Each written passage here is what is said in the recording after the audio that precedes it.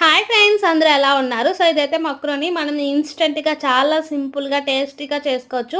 ఎలా చేసుకోవాలో చూద్దాము. ఇప్పుడు వాటర్ బాయిల్ చేసుకొని అందులోనే మక్రోని కొంచెం సాల్ట్, ఆయిల్ కూడా వేసి బాయిల్ చేసి పక్కన పెట్టుకుందాము. ఇప్పుడు ఇంకో పాన్ పెట్టి ఆయిల్ వేసి ఆనియన్స్, అందులోనే వెల్లుల్లి, పచ్చిమిర్చి కూడా వేసి ఒకసారి బాగా ఫ్రై చేసుకుందాము. ఇప్పుడు ఇందులోనే కరివేపాకు కూడా వేసేసి మనం టమోటాస్ కూడా ఇందులోనే వేసేసి ఇప్పుడు ఇది కొంచెం బాగా మగ్గాలి. ఇది కొంచెం బాగా ఫ్రై అయ్యేంత వరకు బాగా ఫ్రై అవ్వాలి. ఇప్పుడు ఇలా వస్తే సరిపోతుంది. ఇప్పుడు మనం ఆల్రెడీ కుక్ చేసుకున్న మక్రోని ఇప్పుడు ఈ వేసేసి ఇందులో మొత్తం ఒకసారి బాగా మిక్స్ చేయాలి ఇది. సో ఇది బాగా మిక్స్ అయిన తర్వాత అందులోనే కారం, గరం మసాలా, ధనియాల పొడి వేసి సాల్ట్ సరిపోయిందా లేదా చెక్ చేసుకోండి. అంతే, ఇంకా చాలా సింపుల్ ఇది. చాలా టేస్ట్, మనం వేడి వేడిగా తింటేనే చాలా బాగుంటుంది ఇది.